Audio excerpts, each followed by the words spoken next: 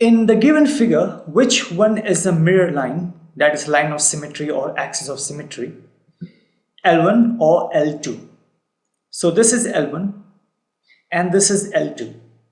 Now look at this figure and look at these two lines of symmetry and tell whether L1 is the line of symmetry or the mirror line, or L2. Well, if you look at this L1, then you can straight tell that, hey, on this side we have two lines only, but on this side we have three line segments, right? Two line segments making some different angle, and here on this side of L1 we have some different structure. Well, in that case L1 can't be a line of symmetry, because around L1 we are not getting a symmetric, we're not getting symmetry. What about L2?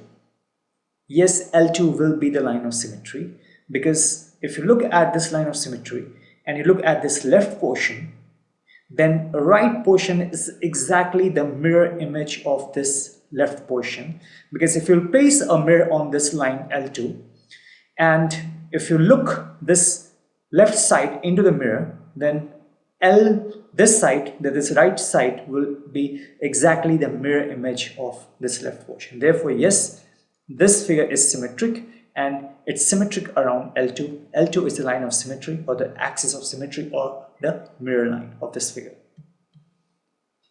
Okay, in this problem, in the figure, L is a line of symmetry. Complete the diagram to make it symmetric. This is some structure given, some figure given, okay, like this, and we have this L as the line of symmetry. Now you have to complete this whole symmetric diagram, assuming that if this is a line of symmetry and you have placed a mirror on this, then it's very simple to complete it. If this is the side, so if we have a mirror on this line, this is the line segment coming. Therefore, exactly how many blocks it has covered? 1, 2, and 3. So the mirror image will be exactly the same. That is like this on the opposite side, right?